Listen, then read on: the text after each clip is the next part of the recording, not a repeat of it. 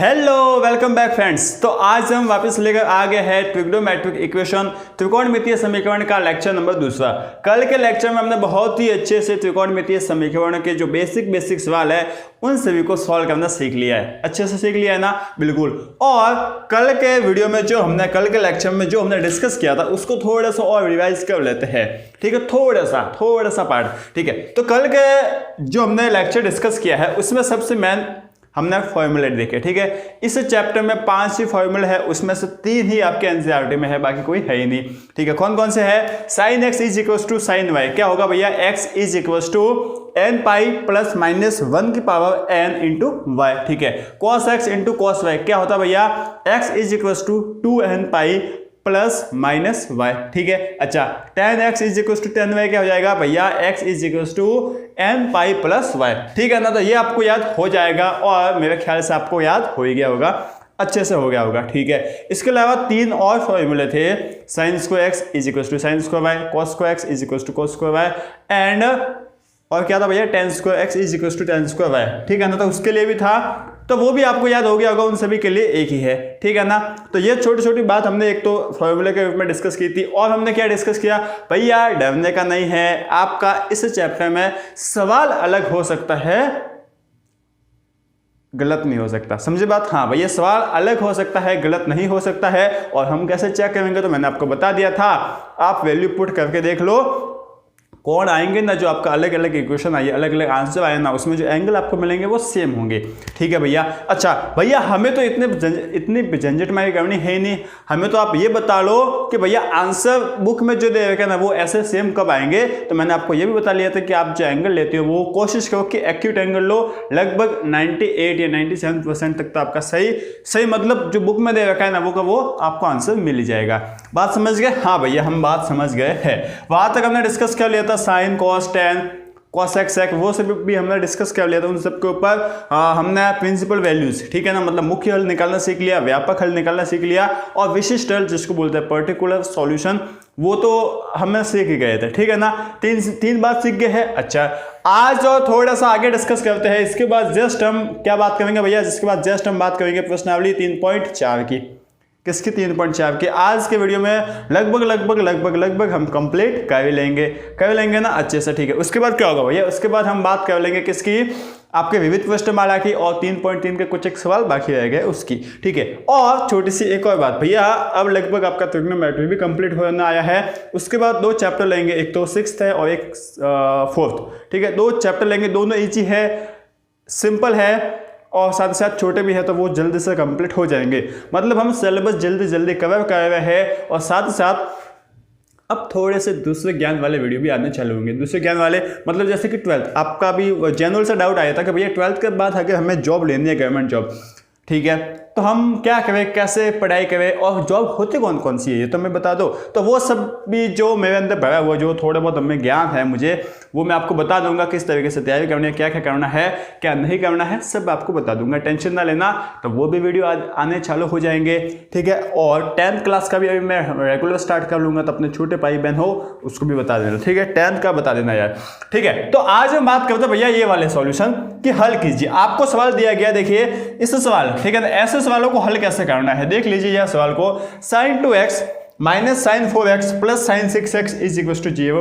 दूसरा सवाल दे रखा है 2 cos square x plus 3 sin x, इनको हल करना है।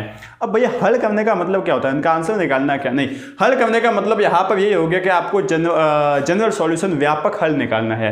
क्या निकालना है? व्यापक हल। अब भैया हम निकाले कैसे, किस तरीके से निकाले?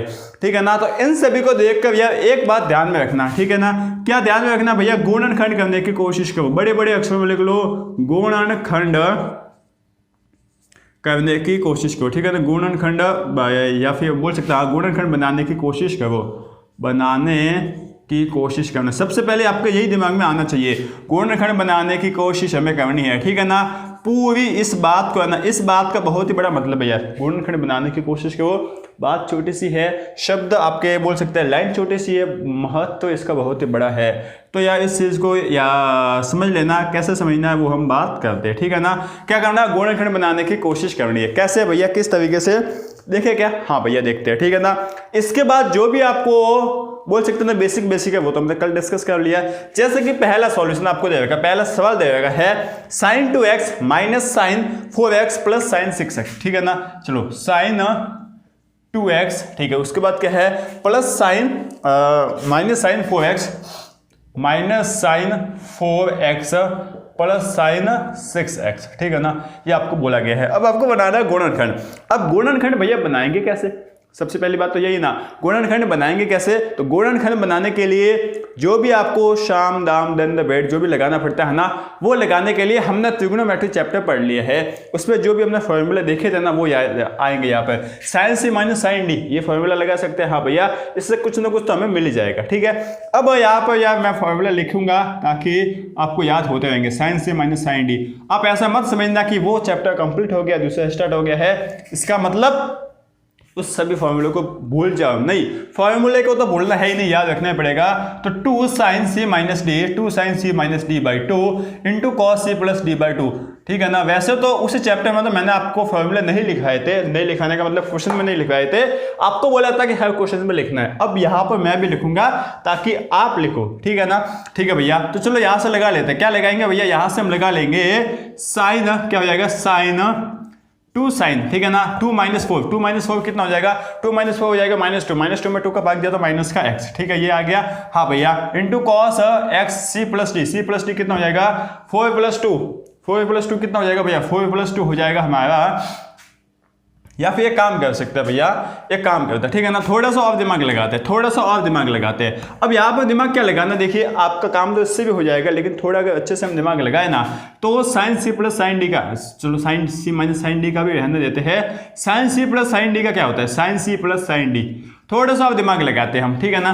तो ये क्या हो जाएगा 2 sine c plus d by 2 into cos c minus d by 2, क्या यही होता है क्या, हाँ भैया यही होता है, हमें अच्छे से पता है, ठीक है। अब एक काम करते हैं, हम क्या लिखे होते हैं पता है, sign 2x plus sine 6x, इसको लेते हैं, ठीक है ना। अब इसको हमने क्यों लिया, देखिए ये इसको बोलते हैं दिमाग लगाना, क्या बोलते हैं दिमाग लगाना। अब ये हमने क्यों किया है देखना, अभी आपको पता चल जाएगा। यहाँ से क्या आ जाएगा 2 साइन सी प्लस डी कितना हो जाएगा 6 प्लस 2 8 बाई 2 कितना हो जाएगा 4x, ठीक है, into cos c minus D मतलब 2 माइनस 6 कितना हो जाएगा माइनस का 4 में 2 का भाग दिया तो माइनस का 2 आ जाएगा। क्या बात समझे, हाँ भैया बात समझे। यहाँ पर माइनस का साइन का 4x पहले से ही पड़ा हुआ है ना, हाँ इसको भी लिख लेना, ठीक है भैया। आगे बढ़े, देखो यार अब हमने ये क्यों लगाया, हमने इन दोनों को ना लेकर इन दोनों को क्यों लिया। देखिए वैसे तो आप इन दोनों को लोगे ना तो भी सवाल गलत आने का नहीं है, काम हो जाएगा। लेकिन अगर काम स्मूथली करना है, आराम से करना है, बिना कोई प्रॉब्लम आए करना, तो आप इन दोनों को ले लोगे, ठीक है। इन दोनों को लेने से क्या हुआ कि यहाँ पर भी साइन x बन गया, मतलब साइन 4x बन गया, और यहाँ पर भी साइन 4x बन गया, तो क्या साइन 4x कॉमन नहीं आएगा क्या, हाँ भैया आ जाएगा ना, ठीक है। तो आपने साइन 4x को ले लिया कॉमन, क्या बात समझे, क्या हाँ बात अटैक की, क्या हाँ भैया अटैक की, हिट की हमें। साइन कॉस के अंदर माइनस में हो तो कॉस उसको खा लेता है, तो हम इसको लिख लेते हैं cos 2x ऐसे का ऐसे, ठीक है। यहाँ पर sin 4x चला गया तो एक बच्चा है, ठीक है भैया।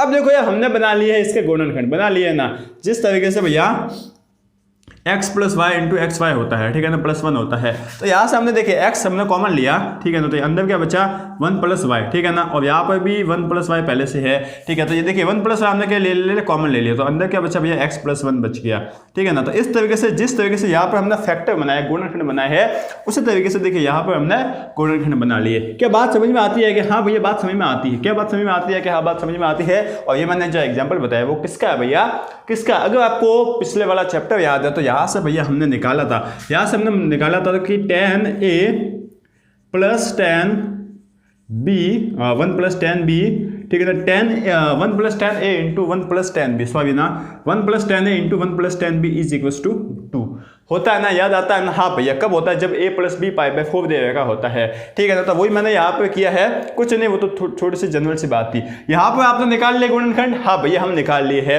अब भैया this into this is equal to 0, इसका मतलब क्या होगा कि या तो ठीक है ना, या तो ये 0 होगा, या फिर देखिए या आ रहा है, ठीक है ना, या फिर 2 cos 2x माइनस 1 ये 0 होगा, या तो ये 0 होगा या फिर ये 0 होगा, या आ रहा है मतलब अगर आप सेट की बात करें अकॉर्डिंग टू आपको अगर बोल दिया जाए कि फाइनल से फाइनल आंसर निकालो तो आप यहाँ पर यूनियन लोगे, ठीक है, क्या लोगे, यूनियन। लेकिन यहाँ पर इतना नहीं करना है भैया, sine 4x is equal to sine 0, ठीक है, sorry sine 4x is equal to 0। अब यहाँ से जो है ना आपको जो आगे करना है ना वो हमने कल के वीडियो में देख लिया है। क्या देखा कि जो एंगल है उसको सेम बनाने की कोशिश करो, मतलब जो आपका फलन है ना उसको दोनों साइड सेम बनाने की कोशिश करो। मतलब यहाँ पर अगर साइन है तो यहाँ पर भी साइन बनाने की कोशिश करो, और साइन की वैल्यू 0 कब आती है, साइन 0 पर ही आती है। साइन की वैल्यू 0 कब आती है भैया, 0 पर ही आती है। बात समझे क्या? हाँ, यहाँ से भैया देखिए sine x is equal to sine y आ गया। क्या होता है भैया, x is equal to n pi plus -1 की power n into y. Y आपको कितना देगा है भैया, 0 देगा। साथ ही साथ आपका x है ना उसकी जगह क्या है, 4x है, ठीक है, ये भी आपको याद आ जाएगा। हाँ ठीक है, यहाँ पर 0 किसी से भी गुणा हो जाए 0 ही आ जाएगा, तो ये तो हो गया पूरा 0। तो यहाँ से आपको बन गया n/4 पाई। क्या बात समझ में आती है? हाँ भैया बात समझ में आती है। ये तो और ठीक है, इसको और में एक और आएगा, या तो ये या फिर ये हो जाएगा। क्या हो जाएगा देखिए, 2 cos 2x is equal to 1 हो जाएगा। हाँ माइनस था 1 था तो प्लस का 1 हो गया। तो यहाँ से क्या बना भैया, cos 2x is equal to 1/2। ये भी बात हिट करती है क्या? हाँ भैया ये भी हिट करती है। भैया cos का मान यहां से हम क्या करेंगे, सबसे पहली बात तो भैया दोनों साइड cos बनाने की कोशिश करेंगे। तो cos का मान 1/2 कब होता है भैया, 60 डिग्री पे होता है, ठीक है ना। तो cos π/3 डिग्री हो जाएगा। क्या बात समझे? हाँ भैया ये भी हम बात समझ गए हैं। तो cos x is equal to cos y क्या होता है भैया, cos x is equal to cos y क्या होता है, तो x is equal to 2n pi plus minus y. Y कितना है, π/3। क्या बात ये भी हिट करेगी क्या? हाँ भैया हिट कर गई है हमें, अच्छे से हिट कर गई है हमें, ठीक है। तो यहाँ से आप लिख सकते हो, देखिए यार दो ऑप्शन है आपके पास, या तो आप इसको थोड़ा सा हल कर लेते हैं, ठीक है, पहले हल कर लेते हैं। तो कितना आ जाएगा, 6n प्लस -1 इंटू π/3। क्या बात आपको हिट की है ये भी। ये भैया कैसे हो गया, ये भैया कैसे हो गया, चलो ये कैसे हो गया मैं बताता हूँ। क्या आप एलसीएम ले सकते हैं? हाँ भैया एलसीएम ले सकते हैं। 1 और 3 का एलसीएम कितना आ जाएगा, 3, ठीक है। यहाँ से कितना आ गया भैया, 1 में 3 का भाग दिया तो 3 आ गया, 3 दूनी कितना हो जाएगा, 6n पाई प्लस माइनस पाई, ठीक है। ये भी बात आप समझ गए? हाँ भैया ये भी बात हम समझ गए हैं। यहाँ पर 2x पहले से है। अब यहाँ से हमने क्या किया कि पाई को ले लिया कॉमन, तो ठीक है, यहाँ से कितना जाएगा, 6n plus -1 upon 3 into pi हो जाएगा, ठीक है। यहाँ से भैया 2x है ना, अब यहाँ से x बनाने के लिए 2 नीचे आ जाएगा, तो 6n प्लस -1 अपॉन 6 इंटू पाई। क्या बात समझ गए? तो अब यहाँ पर मेरे पास आंसर मिल गए। क्या आंसर मिल गए है, या तो x is equal to n upon 4 pi, या फिर x is equal to 6n plus -1 upon 6 into pi. ये आपके आंसर दो हो सकते हैं। हाँ हो सकता है कि आपके बुक में यहाँ तक ही हो सकता है कि आपको बुक में यहाँ तक ही आंसर दे रखा हो। ये मैंने बुक से उठाया है।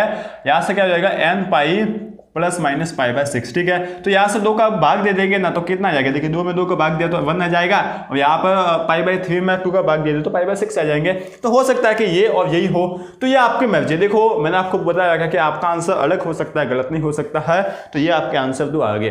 क्या बात समझ में आई है ना? टोटल मिलाकर हमें क्या समझना है, जो भी समझना था हम पिछले वीडियो में समझ चुके हैं। उस पिछले वीडियो के दम पर आप पूरी चैप्टर को सॉल्व कर सकते हो। लेकिन छोटी सी बात आपको यह बतानी थी कि जब भी आपको ऐसे सवाल मिल जाए ना, तो हमें क्या करना है भैया, हमें गुणनखंड बनाने की कोशिश करना है। जो भी आपको बड़ा सा एक थाली में परोस के दे दिया गया है उसको तोड़ दो टुकड़ों में। कैसे तोड़ते भैया, गुणनखंड बना लो ना। जैसे कि हमने इस पूरे बड़े से आदमी के हमने ये टुकड़े बना लिए। कहाँ पे बनाए टुकड़े, ये अपने टुकड़े बना लिए, ठीक है ना, मतलब गुणनखंड कर दिए है। उसके बाद आपका काम आसान हो जाएगा। उसके बाद तो जो आपको करना है वो सीख लिए हो आप, अच्छे से लिए है ना। हाँ भैया, और किसने सिखाया आपको? भैया हमें सिखाया संजय भैया ने, ठीक है ना। तो वो भी आपको अच्छे से समझ में आ गया होगा, अच्छे से आ गया है, ठीक है भैया। तो चलो अब हम आगे बढ़े क्या, हाँ आगे बढ़ते हैं और दूसरे सवाल की बात करते थे, ठीक है ना। देखिए मैं आपको एनसीईआरटी के मतलब बोल सकते हैं कि एनसीईआरटी का एग्जाम्पल ही करा रहा हूँ, उसके बाद हम एनसीईआरटी के क्वेश्चंस कर लेंगे, ठीक है। तो इससे आपके क्या होगा कि जो एग्जाम्पल है ना वो भी साथ साथ होते जाएंगे, समझ में बात ना। एग्जाम्पल भी हम साथ साथ कर लेंगे, और हम जो चैप्टर है के जो प्रश्नावली है उसको तो सॉल्व कर ही रहे हैं, कर ही लेंगे। साथ साथ दूसरे क्वेश्चन भी मैं आपको दे रहा हूँ, तो इससे अच्छी तैयारी तो नहीं हो सकती है ना, बिल्कुल नहीं। अब इसको देखो यार, 2 cos² x, ठीक है ना, इसको सॉल्व करें क्या, हाँ 2 cos² x 2 cos square x, ठीक है ना, 2 cos square x plus sign 3x, ठीक है। अच्छा मैं एक और बात बता दूं, थोड़ी सी सुन लेना यार। आप बोल रहे थे कि डीपीपी मैं या डीपीपी दे दूं, चलो आपके लिए टाइम निकाल कर मैं आपको डीपीपी बनाकर दे दूं, लेकिन होगा क्या, मैंने आपको डीपीपी दी, अब आप उसको सोल्व करोगे, आपसे क्वेश्चंस आधे होंगे आधे नहीं होंगे, किसी में डाउट आएगा, ठीक है ना, तो उसके लिए भी मुझे टाइम निकालना पड़ेगा आपको उस पूरी डीपीपी के सॉल्यूशन करवाने की, तो इससे आपके इस सिलेबस को कंप्लीट कराने में डिले हो जाता, लेट हो जाता, इसलिए मैं डीपीपी को फिलहाल पोस्टपोन कर रहा हूं, क्योंकि मैं अकेला हूं, कितना ऐसा मैनेज को, मैं कॉलेज का भी पढ़ना है, वो सब करना है, तो वहां पे थोड़ी बहुत प्रॉब्लम आ जाती है, ठीक है। मैं इसका भी सॉल्यूशन ढूंढने की कोशिश करूंगा कि आपको लास्ट में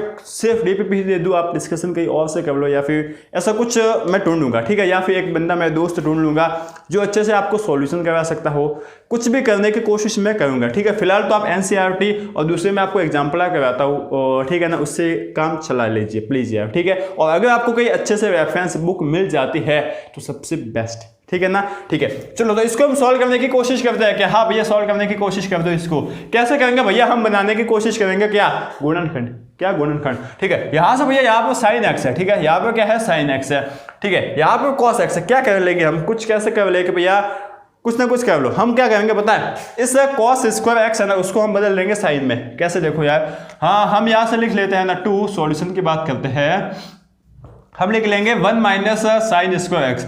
अगर आपको ये समझ गया है तो आप बहुत ही एडवांस हो चुके हो, ठीक है ना, क्योंकि ये tan की बात है, ठीक है, क्योंकि cos स्क्वायर एक्स को हम लिख सकते हैं 1 माइनस साइन स्क्वायर एक्स, क्यों लिख सकते हैं, क्योंकि cos square x plus sine square x is equal to 1 होता है, ठीक है भैया। तो यहाँ से हमने सॉल्व करने की कोशिश की, तो कितना आगे देखिए 2 into minus 2 sign square x, ठीक है, प्लस का 3 साइन एक्स, कि ये भी बात आपको हिट करती है, ठीक है। इसको माइनस से एक बार गुणा कर लेते हैं ताकि अच्छे से काम हो जाएगा, तो 2 sign square x minus 3 sine x, इसके बाद कितना आएगा भैया, माइनस का 2, क्या बात ये भी आपको हिट करती है भैया, ये भी बात हिट करती है अच्छे से ना, अच्छे से, ठीक है। अगर आप यहाँ से काम कर सकते हो तो बहुत ही अच्छी बात है। यहाँ से अगर आपको कुछ दिखता है कि हाँ भैया यस आपके साइन में एक द्विघात समीकरण बन रही है, अगर नहीं दिखता है तो एक काम कीजिए, आप है ना साइन एक्स को p मान लीजिए, साइन एक्स को मान लीजिए p, तो यहाँ से क्या जाएगा 2p square minus 3p minus 2, ये भी बात आपको हिट करती है कि हाँ अब तो हमें द्विघात समीकरण दिखती है ना, ठीक है।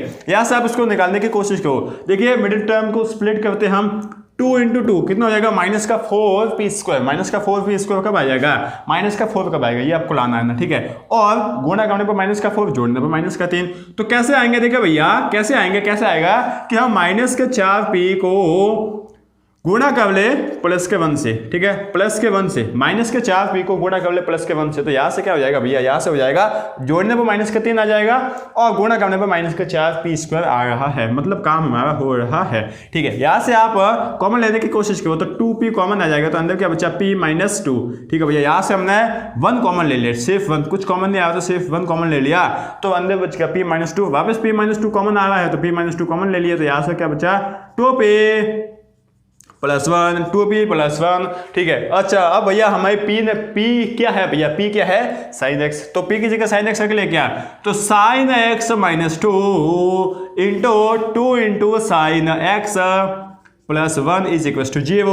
क्या हमने गुणनखंड कर लिया है, क्या हाँ भैया गुणनखंड कर लिए है। मैंने जो आपको एक छोटी सी बात बताई है, छोटी सी लाइन आपको बताई है कि गुणनखंड करने की कोशिश करो, बहुत ही बड़ा महत्व है, देख लो यार काम हो गया आपका, ठीक है ना। आपको मतलब देखिए इससे होगा कि जो आपकी थिंकिंग प्रोसेस है ना वो चेंज हो जाएगी। जैसे आपको ऐसे सवाल मिलेंगे आप तरीके ढूंढोगे कि कैसे उसको हम गुणनखंड बना सकते हैं, कैसे गुणनखंड बना सकते हैं, समझे ना। तो इस तरीके से सवालों को किया जाता है। अब यहां से क्या होगा, ये दिस इंटू दिस 0 है, इसका मतलब या तो ये 0 होगा या फिर ये 0 होगा, ठीक है ना, कुछ भी हो सकता है, या फिर ये दोनों 0 होंगे। तो हम क्या लिखेंगे, या तो sine x minus 2 is equal to 0 या फिर और 2 sine x plus 1 is equal to 0। अब यार मुझे सच्ची बताना, क्या आपको यहाँ से कुछ डाउट लगा क्या आपको यहाँ से कुछ डाउट लगा क्या, डाउट क्या भैया, डाउट क्या कि sine x is equal to minus 2 है, इसका मतलब sine x is equal to 2 हो गया, और यहाँ से क्या भैया 2 sin x इज प्लस 1 है, तो यहाँ से क्या आ जाएगा, देखिए मैं सीधे सीधा लिखता हूँ sin x is equal to minus का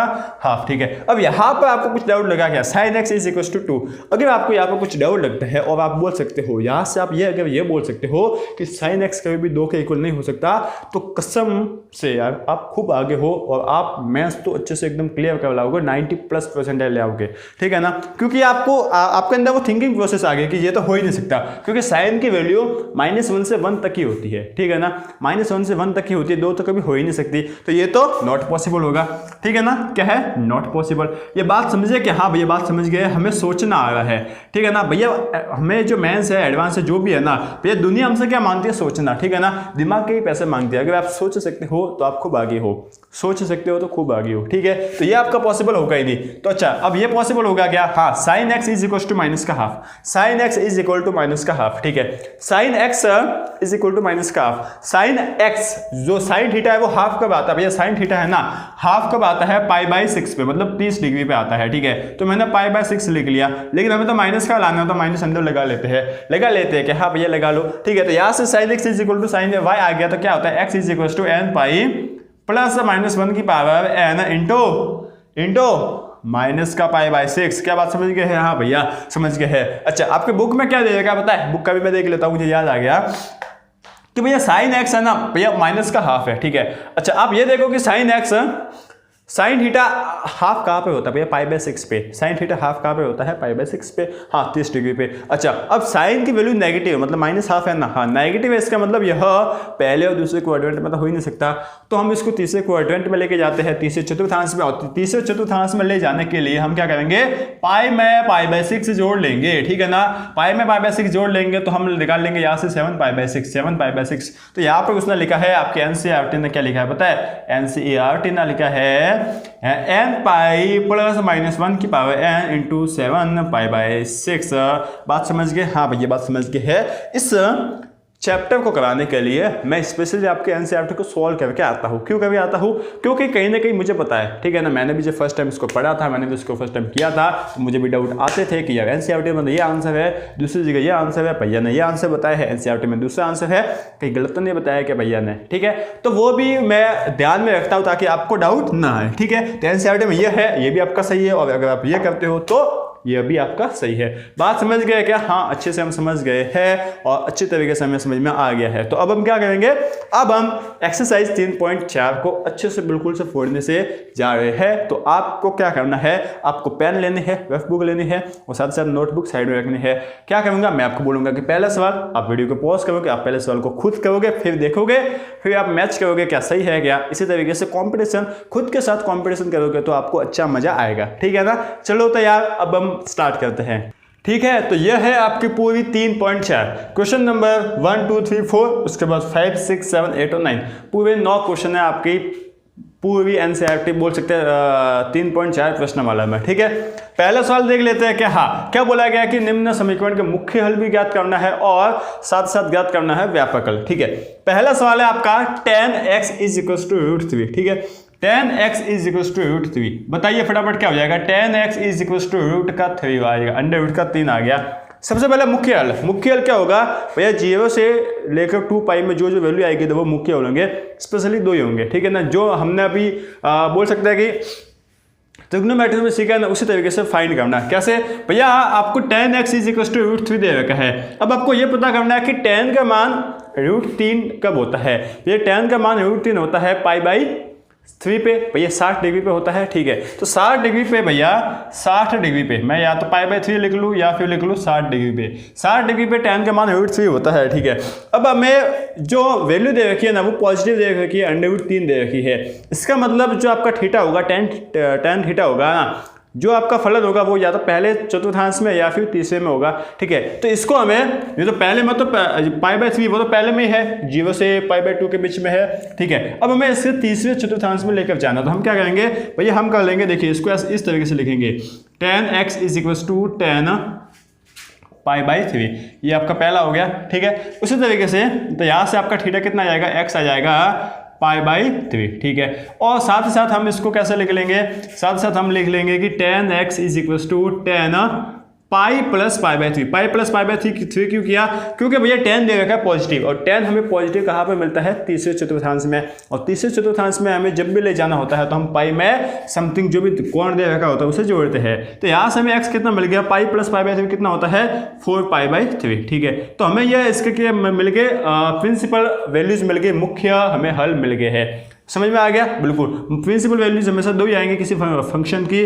तो यहाँ से x मिल गया पाई by three and 4 pi by three. क्या बात समझ में आ गई? अच्छे से आ गई है, कोई डाउट है ही नहीं। अब इसका बोला है हमें भैया क्या? इसका हमें बोला है कि जनरल सॉल्यूशन बताइए, व्यापक हल बताइए। जनरल सॉल्यूशन के लिए हम क्या करते हैं कि भैया √3 है ना, tan √3। अब देखिए दोनों साइड फंक्शन सेम बनाने की कोशिश करो। यहाँ पर tan x है तो यहाँ पर भी tan x बनाने की कोशिश करो tan की फॉर्म में। अब √3 दे रखा है तो tan की वैल्यू √3 कब आएगी? जब थीटा कितना होगा? पाई बाई थ्री होगा। ठीक है, तो हम क्या लिख लेंगे? tan x is equal to tan pi by three, ये हम लिख लेंगे। क्या लिख लेंगे? अच्छे से भैया हमने यह लिख लिया है। ठीक है, अब हम क्या लगा लेंगे tan x is equal to tan y का फॉर्मूला, जो कि क्या होता है? n pi plus y। ये होता है क्या? हाँ, तो यहाँ से हम लिख लेंगे या फिर हम फॉर्मूला लिखा लेंगे, ऐसे लिखेंगे कि tan theta is equal to जब, या फिर tan x is equal to tan y होता है तो यहाँ से क्या हो जाता है? x is equal to n pi plus y हो जाता है। तो यहाँ से x कितना जाएगा? n pi plus pi by three आ जाएगा, जहाँ पर l बिलोंग्स करेगा इंटीजर से। ठीक है ना, आई बोल ले या फिर जेड बोल ले। तो इस तरीके से आपका यह सवाल हो गया। क्या इजी है? हाँ भैया बिल्कुल इजी है, आराम से हो जाएगा। अब हम बात कर लेते हैं sec x की। sec x हमें दे रखा है sec x is equal to 2। दूसरा सवाल है, अब हमें भैया आप बोलोगे कि sec का फॉर्मूला तो लिखवाया ही नहीं है, तो भैया हमें cos का फॉर्मूला तो लिखवाया गया है ना। हाँ भैया लिखवाया गया है, तो आप इस sec को cos के फॉर्म में चेंज कर दो। ठीक है, तो देखो यार दूसरा सवाल हम करने गए, जब हम दूसरा सवाल करने गए तो हमें क्या दिया गया था? sec x is equal to 2 दे गया था, 2 दे दिया गया था। तो यहाँ से cos x is equal to 1/2 आ गया। अब सबसे पहले हम निकाल लेते हैं प्रिंसिपल वैल्यूज, मुख्य हल निकाल लेते हैं। मुख्य हल निकालने के लिए क्या करेंगे भैया? cos 1/2 कब होता है? जब थीटा का मान पाई बाई थ्री होता है, 60 डिग्री होता है। ठीक है, तो पाई बाई थ्री लिख लो या फिर 60 लिख लो। ठीक है, अब यहाँ से मैं क्या लिख सकता हूँ भैया? cos x है ना, वो हमें पॉजिटिव दे रखा है। तो cos पॉजिटिव कब होता है? जब cos पहले चतुर्थांश में हो, मतलब पाई बाई थ्री ही होगा। पहला चतुर्थांश मतलब 0 से पाई बाई 2 के बीच में, और पाई बाई थ्री तो पाई बाई 2, पाई बाई 0 और पाई बाई 2 के बीच में है। ठीक है, दूसरा कब होगा? यहाँ से देखिए x आ जाएगा पाई बाई थ्री। ठीक है, दूसरा कब हो जाएगा? कि जब cos है ना वो कहाँ पर आ जाए? जब cos है वो चौथे चतुर्थांश में आ जाए, क्योंकि चौथे चतुर्थांश में cos और sec दोनों पॉजिटिव होते हैं। ठीक है, तो यहाँ से हम इसको चौथे चतुर्थांश में घसीट के लेके आएंगे। कैसे? 2 पाई में से पाई बाई थ्री घटा लेंगे। ठीक है ना, हमेशा किसी भी चतुर्थांश में हमें जाना हो, बेस किसको बनाते हैं हम? बेस हमेशा x को ही बनाते हैं। मतलब या तो पाई के ऑड इंटीजर्स विषम गुणांकों वाले साइड को बनाते हैं, या फिर पाई के सम इंटीजर्स बोल सकते हैं सम गुणांक वाले जो x है ना उसको बनाते हैं। ठीक है, तो यहाँ से कितना मिल जाएगा हमें? x यहाँ से हमें मिल जाएगा 2 पाई में से पाई बाई थ्री घटा लीजिए, कितना जाएगा? 6 और 5 पाई बाई थ्री। ठीक है, तो एक तो 5 पाई बाई थ्री आ गया और एक आ गया आपका पाई बाई थ्री। ये है आपके इसके प्रिंसिपल वैल्यूज। क्या है? Principal values. अब हम बात कर लेते हैं जनरल सॉल्यूशन की। हाँ, तो जनरल सॉल्यूशन के लिए भैया वही बात है भैया, cos x is equal to 1/2 है। ठीक है, दोनों साइड एक जैसा फलन, एक जैसे फंक्शन बनाने की कोशिश करो। cos 1/2 कब होता है? जब cos का मान आ जाता है पाई बाई थ्री आ जाता है। बात समझ में आती है? ठीक है, यहां से भैया हम बोल सकते हैं कि cos x is equal to cos y, cos x is equal to cos y। तो भैया मैं लिख लेता हूँ, चलो। तो x क्या होता है? कितना होता है? 2n pi plus minus y होता है क्या? हाँ भैया यही होता है। तो लिख लीजिए यहाँ से ना 2n pi plus minus y। y क्या होता है? ये वाला थीटा, ये जो कि कितना है? पाई बाई थ्री। ठीक है, या तो इसको यहाँ तक ही रखिए, और आगे आप सॉल्व करना चाहते हो तो इसको लिख लीजिए 6n पाई plus minus pi upon three. ठीक है, पाई यहाँ से कॉमन ले लीजिए, तो 6n plus minus 1 by 3 into pi. ठीक है, जहाँ पर n बिलोंग्स करता है इंटीजर से। ठीक है ना, इस तरीके से आप कर लोगे। हाँ भैया हम कर लेंगे, कोई डाउट है ही नहीं। ठीक है ना, फटाफट हो रहे हैं काम, फटाफट सवाल हो रहे हैं, इसको हम फटाफट कर लेते हैं। उसके बाद हम क्या करेंगे भैया? उसके बाद ये बढ़िया वाले सवाल करेंगे, 5वां 6वां 7वां 8वां। ठीक है, हाँ देख लो ये। अब आप अगला क्वेश्चन सॉल्व करने की कोशिश करो। फर्स्ट सेकंड थर्ड बात करते हैं। cot x is equal to minus का √3 आ गया। cot x is equal to minus का √3 दिया गया है। क्या करेंगे भैया? देखिए तीसरा हमें दिया गया है cot x is equal to minus का √3। तो यहाँ से हम लिख सकते हैं tan x is equal to minus का 1/√3। ठीक है, हम बात कर ले प्रिंसिपल वैल्यूज की, मुख्य हल की बात करते हैं। ठीक है, प्रिंसिपल सॉल्यूशन की बात करने गए तो भैया tan है ना वो पाई बाई थ्री 1/√3 कब होता है? 1/√3 होता है भैया पाई बाई 6 पे, यही होता है। हाँ भैया यही होता है। अब हमें यहाँ पर नेगेटिव वैल्यू दी गई है। नेगेटिव वैल्यू 10 कब होता है, नेगेटिव कब होता है ये बताइए। 10 नेगेटिव होता है एक तो सेकंड चतुर्थांश में और एक होता है फोर्थ में। तो सबसे पहले इस π/6 को सेकंड में लेके जाने की कोशिश करेंगे, तो हम यहाँ से लिख लेंगे 10x = 10।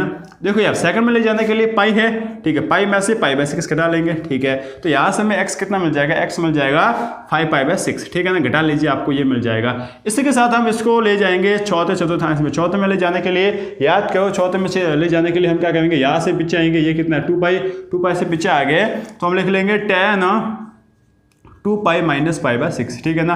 इस तरीके से कुछ होगा, हाँ इस तरीके से ही होगा। समझ में आती है बात, हाँ अच्छे से हमें समझ में आती है भैया, ठीक है। तो यहाँ से भैया हम क्या लिख सकते हैं, x यहाँ से हमें मिल गया है कितना 11π/6, कितना मिल गया 11π/6। तो एक तो 11π/6 है और एक 5π/6, ये इसकी क्या है भैया प्रिंसिपल वैल्यूज, मुख्य हल है, ठीक है। अब हम बात कर लेते हैं किसकी भैया, अब हम वापस बात कर लेते हैं इसके जनरल सॉल्यूशन की, व्यापक हल के। तो भैया 10 - 1/√3 कब होता है, जब 10 की वैल्यू π/6 हो जाए, ठीक है, π/6 हो जाए। साथ साथ हम माइनस रख लेंगे। माइनस क्यों रखा, क्योंकि 10 जो है वो माइनस को खाता नहीं है, बाहर निकाल लेगा। तो 10 - π/6 की वैल्यू कितनी हो जाती है, -1/√3, ठीक है। तो यहाँ से आप क्या लिख लोगे, यहाँ से आप लिख लेंगे x = nπ प्लस y था, तो nπ प्लस माइनस कितना हो जाएगा, nπ - π/6 हो जाएगा, ठीक है ना। जहाँ पे n बिलोंग करेगा i से या फिर z से। पहला तो आपका तरीका ये है। दूसरा तरीका ये है कि भैया कोई बोलेगा कि मैं तो है ना जो यहाँ पर 10 है ना, आपको कितना दिया गया 1/√3 दिया गया है माइनस का। मैं यहाँ पर माइनस का π/3 नहीं लूंगा, π/6 नहीं लूंगा, मैं दूसरा लूंगा। मैं क्या लूंगा, इस जो 6 है ना उसको मैं सेकंड कोऑर्डिनेट में लेकर आ जाऊंगा और यहाँ से मैं लिख लूंगा 10x = 10 π - π/3, ठीक है, लिख लूंगा π - π/3। तो यहाँ से मुझे मिल जाएगा 10x = 10 2π/3, ठीक है। अब मैं सॉल्यूशन लगा लूंगा, तो यहाँ से आ जाएगा 10x = nπ, हाँ भैया, प्लस 2π/3। तो ये मुझे जहाँ से n बिलोंग है इंटीजर, ये मुझे मिल जाएगा, ठीक है। तो ये भी आपका सही है, मैं क्या बोल रहा हूँ, ये भी आपका सही है। अगर आप लिख लेते हैं यहाँ पर क्या भैया 2π - π/6 है, ठीक है ना, 2π - π/6 भी लिख लेते हैं ना, तो भी आपका काम हो जाता, तो ये आपका 5π हो जाएगा, ठीक है। तो बात समझ रहे हो क्या, हाँ भैया आंसर अलग अलग हो सकता है, गलत नहीं हो सकता है। आपका ये भी सही है, आप लिखने जाओ तो आपका ये भी सही है, ठीक है, समझ गए, हाँ भैया हम समझ रहे हैं आगे, ठीक है। तो आगे बढ़ते हैं, अब हम बात कर लेते हैं लास्ट सवाल की, जो कि आपको क्या दे रखा है, cosec x = -2। ये तो हमने कल के वीडियो में भी किया था, आज भी कर लेते हैं, ठीक है, आज भी कर लेते हैं। तो देखिए हमने बात की है cosec x = -2, ठीक है। तो यहाँ से भैया क्या हो जाएगा, sin x = -1/2, ठीक है भैया। sin x, अब क्या करना भैया, -1/2 कब होता है पहले ये बताइए। sin x 1/2 कब होता है, जब थीटा का मान π/6 हो, 30 डिग्री हो, हाँ भैया, ठीक है। अब हमें माइनस का बोला गया है, और साइन माइनस कब होता है, जब तीसरे चतुर्थांश और चौथे चतुर्थांश में साइन होता है, ठीक है। तो इस हम π/6 को तीसरे और चौथे में ले जाने की कोशिश करेंगे, तो हम लिखेंगे sin x = sin π + π/6, हाँ भैया बिल्कुल, ठीक है। तो यहाँ से x हमें कितना मिल जाएगा, x मिल जाएगा 7π/6, क्या बिल्कुल सही है, हाँ भैया बिल्कुल सही है।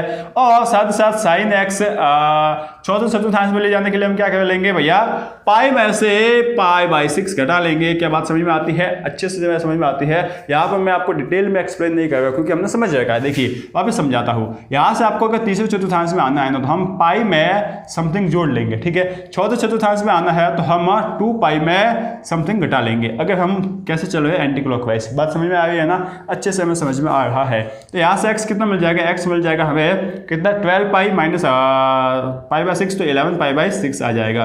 क्या बात चमक गई, हाँ बिल्कुल चमक गई है। तो 11π/6 एंड 7π/6 आपको आंसर मिल जाएगा। ये है आपकी principal values. Principal values same होगी। प्रिंसिपल वैल्यूज अगर आपको आंसर वाला में कहीं गलत दिखती है तो आप बता देना, सेम होगी वो, ठीक है। अच्छा अब हम बात कर लेते हैं जनरल सॉल्यूशन, व्यापक हल की। तो व्यापक हल क्या होगा, देखिए sin x = आपको बोल रखा है कि माइनस का हाफ है। देखिए तो आप ये लिख सकते हो कि sin x = -π/6, ये लिख सकते हो क्योंकि sin -π/6 -1/2 होगा, ठीक है। तो यहाँ से आप लिख लोगे x = क्या n पाई प्लस माइनस 1 की पावर n इंटू माइनस का पाई बाय 6, क्या आप ये लिख लोगे? ये आपका आंसर हो जाएगा, क्योंकि जब sine x is equal to sine y होता है तो आपका आंसर क्या बनता है? n पाई प्लस माइनस 1 की पावर n इंटू वाई। ठीक है, तो ये हमने लिख लिया है। आप अगर चाहते तो आप लिख सकते थे यहाँ पर जो आपका माइनस हाफ है ना, तो आपको इस तरीके से भी लिख सकते थे कि sine x is equal to sine क्या लिख ले हम? पाई प्लस पाई बाय 6 लिख ले, मतलब 7 पाई बाय 6 लिख सकते थे आप। ठीक है ना, आपकी बुक में ये आंसर दे रखा है। आपने 7 पाई बाय 6 लिख लिया तो यहाँ से क्या मिल जाएगा? X is equal to n pi plus minus 1 की power n into 7 pi by 6। क्या बात बन रही है? क्या बात हिट कर रही है? अच्छे से हमें भैया हिट कर रही है, आगे हम बढ़ रहे हैं और हमें समझ में भी आ रहा है। ठीक है ना, तो इस तरीके से ये आपके सवाल होंगे जनरल और प्रिंसिपल वैल्यूज वाले। अब हम बढ़ते हैं आगे।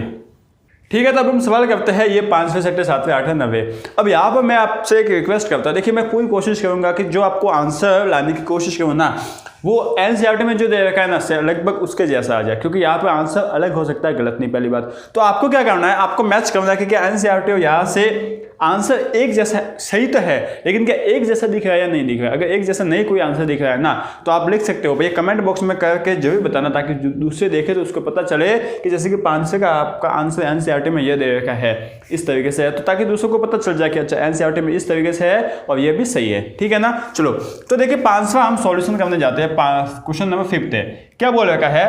cos 4x is equal to cos 2x, ये आपको दे रखा है।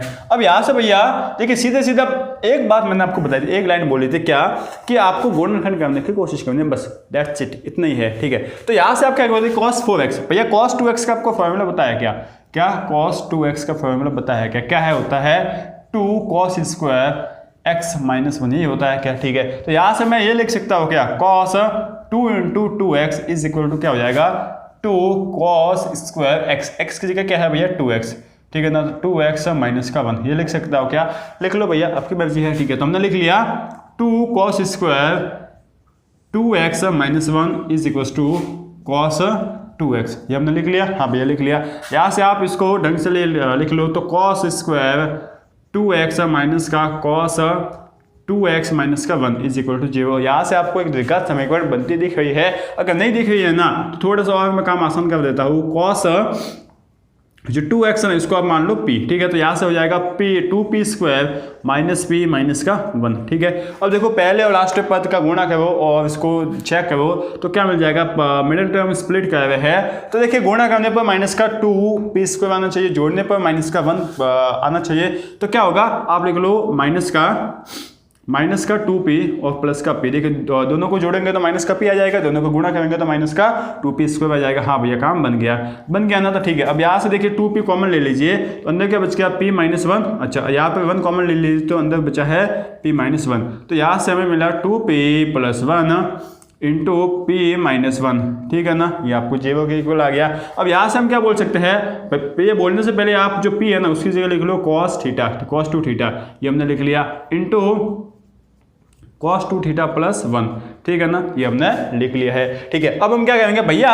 या तो ये 0 होगा या फिर ये 0 होगा, तो हमने लिख लिया cos 2x plus 1 is equal to 0, और हम लिख लेंगे cos 2x plus 1 is equal to 0। तो यहाँ से आपको मिल गया है cos 2x is equal to minus का हाफ, या फिर आपको यहाँ से मिल जाएगा cos 2x is equal to minus का 1। ठीक है ना, अब देखो यार cos 2x माइनस का हाफ कब होता है भैया? cos 2x माइनस का हाफ कब होता है, ये आप बताइए।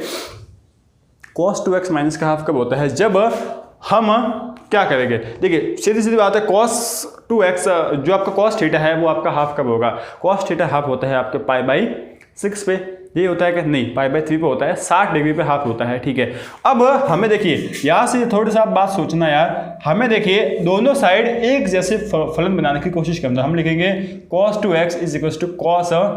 ठीक है, अब यहाँ पर माइनस हम नहीं डाल सकते। आप अगर सोच रहे हो कि माइनस का हम पाई बाई 3 ले नहीं, ये नहीं ले सकते, क्योंकि cos है ना वो माइनस को खा लेता है। तो अब हम क्या करेंगे? सेकंड कोऑर्डिनेट में चले जाएंगे, तो पाई माइनस पाई बाई 3 हटा लेंगे। क्या बात समझ गए? हाँ, तो यहाँ से कितना आ जाएगा? cos 2x is equal to cos कितना आ जाएगा? यहाँ से 2 पाई बाई 3। क्या बात समझ में आ गई? हाँ भैया समझ में आ गई है। ठीक है, यहाँ से होता है भैया cos x is equal to cos y, क्या होता है भैया? x is equal to 2n pi plus minus y होता है। तो यहाँ से हम लिख लेंगे x is equal to 2n pi plus minus, ये आपका हो गया ना। हाँ, अच्छे से भैया हमें समझ में आता है।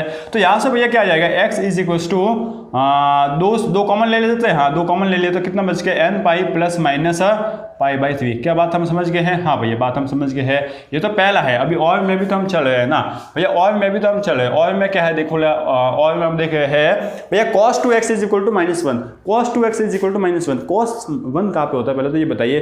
cos 1 होता है भैया पाई बाई, कहाँ पे होता है भैया, cos 1 होता है 0 पे। सीधी सीधी बात ये है, cos 1 होता है 0 पे। क्या बात समझ, ये आप पे एक गलती कर दी भाई साहब, ये आपका माइनस का 1 है, ठीक है, ये आपका माइनस का 1 है, माइनस का 1 है तो यहाँ पे प्लस का 1 आ जाएगा। अच्छा cos है वो 1 कहाँ पे होता है भैया, cos 1 होता है 0 डिग्री पे, ठीक है ना, या फिर 0 पाई पे। यही होता है कि हाँ cos जो 0 रेडियन पे 0 होता है 1 होता है, तो हम लिख लेंगे cos 2x is equal to cos 0। क्या बात समझ में आ गई यहाँ से? हाँ हमें समझ में आ गई है। तो 2x हम क्या लिख लेंगे, 2n पाई प्लस माइनस 0। तो यहाँ से हमें मिल जाएगा x कितना मिल जाएगा, n पाई। बात समझ में आ गई है क्या? हाँ, अब ये आपका हो गया आंसर, ठीक है। जहाँ पर n है वो बिलोंग करता है i से या फिर z, मतलब इंटीजर से बिलोंग करता है, ठीक है। अब हुआ क्या भैया कि किताब में ना कुछ वो थोड़े एडवांस चले गए। किताब में आंसर भैया एक तो मैच कर रहा है, लेकिन ये मैच नहीं कर रहा है, ठीक है। आंसर यहाँ पर किताब में इसकी जगह क्या दे रखा है बताए, हाँ x is equal to n pi by 3, बस ये आपको दे रखा है। और दे रखा है x is equal to n pi, बस ये आपको आंसर दे रखा है, जहां पर n बिलोंग करता है i से, इंटीजर से, ठीक है। अब इससे ये कैसा है ये समझो। देखिए मैंने क्या बोला भैया, आंसर सेम अलग हो सकता है, आपका गलत नहीं हो सकता। अब इससे ये कैसा आया, यहाँ पर आप n की वैल्यू कुछ भी रख लेके, हाँ n की वैल्यू हम रख लेते हैं 1/0। तो देखिए n की वैल्यू 0 रखी तो हमें कितना मिल गया, 0 रख लिए तो हमें कितना मिल गया, प्लस माइनस 3, हाँ पाई बाई 3। हाँ n की वैल्यू 1 बार रख लो, हम रख लिए 1, ठीक है। 1 रख लिए तो हमें कितना मिल गया, 1 रख लिए तो हमें मिल गया है 1 रख ली, तो यहाँ से हमें कितना मिलेगा, अगर हम प्लस में जाते हैं तो हमें मिल गया पाई प्लस पाई बाई 3, कितना हो जाएगा, 4 पाई बाई 3 हो जाएगा, हाँ 4 पाई बाई 3, ठीक है ना। क्या बात समझ में आ गई? देखिए n की वैल्यू हमने रखी 1, तो कितना हो गया ये पाई, ठीक है, पाई और हम ले गए प्लस, तो पाई plus pi by 3 4 pi by 3। अच्छा अब घटा लो तो पाई माइनस पाई बाई 3 कितना हो जाएगा भैया 2 पाई बाई 3। क्या बात समझ में आती है? हाँ भैया बात समझ में आती है। एक बार हमने ले लिया 2, एक बार 2 लेकर देखते हैं। 2 ले लिया तो हमें यहाँ पे कितना मिल गया 2 पाई, अब हम लेते हैं प्लस, तो 2 पाई प्लस पाई बाई 3 कितना हो जाएगा भैया, हो जाएगा 7 पाई बाई 3, हाँ 7 पाई बाई 3 हो जाएगा, ठीक है। इसी के साथ हमने माइनस ले लिया, ठीक है, यहाँ पर 2 pi minus pi by 3, 2 pi minus pi by 3 कितना हो जाएगा 6 और 5 पाई बाई 3 हो जाएगा, हाँ भैया 5 पाई बाई 3 हो जाएगा। देखिए यार कितना एडवांस चले वो, ठीक है। अब यहाँ से आप देखो यार, यहाँ से आप देखो पाई बाई 3 है ना, ठीक है ना, पाई बाई 3 के आगे 1 है, पाई बाई 3 के आगे भैया 2 है, पाई बाई 3 के आगे कहीं ना कहीं 3 भी आएगा, कहीं ना कहीं 3 भी आएगा, ठीक है। वो 3 कैसे आएगा वही बता लूंगा। पाई बाई 3 के आगे भैया आपका क्या है, पाई बाई 3 के आगे 4 भी है, पाई बाई 3 के आगे 5 भी है, उसके बाद कहीं ना कहीं 6 भी आएगा, कहीं ना कहीं 7 भी आ गया, देखिए, ठीक है ना। इसी तरीके से 8 है, 9 है, 10 है, 11 है, तो हम डायरेक्टली ये बोल सकते हैं कि x is equal to n pi by 3, जहाँ पर n बिलोंग करेगा इंटीजर से, ठीक है ना। तो उन्होंने सोच लिया कि इतना बड़ा लगो, उसके जगह मैं ये लिख सकता हूँ। बात समझ में आ रही है ना। हमने देखिए वैल्यू पुट करके चेक की कि पाई बाई 3 की जगह के आगे 1 भी है, ठीक है, और इसके आगे 2 भी है, इसके आगे 3 भी है, इसके आगे 4 भी है, 5 भी है, 6 भी है, 7 भी है। तो इतने सारे नंबर ना लिखकर हम लिख लेते हैं n, और n को हमने बता दिया कोई इंटीजर। बात समझ गए ना? हाँ भैया हम समझ गए हैं, ठीक है ना। तो इस तरीके से उन्होंने सोचा है यार, समझ में आ गई बात? हाँ भैया बात समझ में आ गई है, क्या मजा, एकदम मजा आ गया, अच्छे से हम समझ गए हैं, ठीक है। चलो तो आगे बढ़े क्या, हाँ आगे बढ़ते हैं और हम दूसरे सवाल बात करते हैं, क्वेश्चन नंबर 6 की, ठीक है। क्वेश्चन नंबर 6 की बात करते हैं। सवाल नंबर 6 क्या करना है, वीडियो पॉज करना है, आपको खुद से सॉल्व करने की कोशिश करना है भैया। बोलते 6 क्वेश्चन बोलते हैं, देखिए यहाँ पर क्या देगा, cos 3 प्लस cos x, ठीक है, cos 3x मैं लिख लेता हूँ यार, cos 3x plus cos x minus cos 2x, ठीक है ना, माइनस का cos 2x is equal to 0। अब यहाँ से आप देखो यार, यहाँ से आप क्या करोगे भैया, यहाँ से हम क्या करेंगे भैया, हमें कुछ नहीं देख रहा है, कुछ ना कुछ तो देख रहे हैं, हमें बनाने गुणनखंड। गुणनखंड बनाने के लिए आपको यूज करनी पड़ेगी जो ट्रिग्नोमेट्री हमने पढ़ी है उसका। तो भैया देखो यहाँ पे होगा क्या कि हम cos c plus cos d का फॉर्मूला लगा सकते हैं, या फिर cos c minus cos d। अब देखो यार यहाँ से हमने कुछ किया, तो देखो यार cos c plus cos d का अगर लगाएंगे ना, तो two cos c plus d by 2, cos c minus d by 2, तो cos c plus d by 2 कर लेंगे तो हमारा काम हो जाएगा, ठीक है। तो cos c plus cos d का फॉर्मूला निकाल लेके मैं लिख लूँ, हाँ cos c plus cos d is equal to 2 cos c plus d by 2 cos c -d/2। बात समझ में आती है क्या? ठीक है, तो यहां से हम लिख लेंगे भैया 2 cos c plus d/2 into cos c minus d/2। ठीक है, माइनस का cos 2 पहले से ही है। हमने क्या करना है, हमें भैया कुछ नहीं करना, हमें यही सोचना है कि हम है ना गुणनखंड कैसे करें, किसी भी तरीके से गुणनखंड करने हैं। तो यहाँ से देखो क्या मिला हमें, 2 cos भैया 4x में डिवाइड 2x दे दिया सॉरी, तो यहाँ से मिल गया हमें 2x। तो 2 cos 2x इंटू cos यहाँ से आ जाएगा x, ठीक है ना। हाँ, माइनस का cos 2x is equal to 0 आ गया। cos 2x हम ले लेते हैं कॉमन, बाहर ले लिया, तो cos 2x को हमने ले लिया बाहर, तो अंदर क्या बचा है 2 cos x माइनस का 1 इज इक्वल टू 0। क्या बात समझ में आती है? हाँ भैया, अच्छे से समझ में आती है। तो यहाँ से हम क्या बोल सकते हैं कि cos 2x is equal to 0, या तो ये 0 होगा या फिर ये 0 होगा। हमने जो करना था वो हमने कर लिया, क्या गुणनखंड कर लिया। अब हम आते हैं मुद्दे पर, या तो ये 0 होगा या फिर 0 होगा 2 cos x minus 1 is equal to 0, ये होगा। ठीक है, अब देखो cos 0 कब होता है, cos 0 कब होता है, आप सोचो। cos 0 जब होता है जब π/2 का कोई भी गुणांक आ जाए ना, कोई भी गुणांक आ जाए, कोई भी गुणांक मतलब जब भी π/2 का विषम गुणांक आ जाए, विषम गुणांक मतलब π/2 का मतलब 1π/2, 3π/2, बोल सकते हैं 5π/2, 7π/2, 9π/2, 11π/2, 13π/2, ठीक है ना, 15π/2। इसी तरीके से π/2 के जब भी विषम गुणांक आते हैं ना, वहाँ पर हमेशा cos 0 ही होता है, हमेशा होता है। आप चेक कर लेना, ठीक है, हमेशा 0 होता है। तो यहाँ से हम सीधे पहला तरीका ये था, हम सीधे ये बोल सकते हैं कि यहाँ से भैया 2x is equal to 2n plus 1 π/2, ठीक है ना। 2x is equal to 2n plus 1 π/2 हो जाएगा।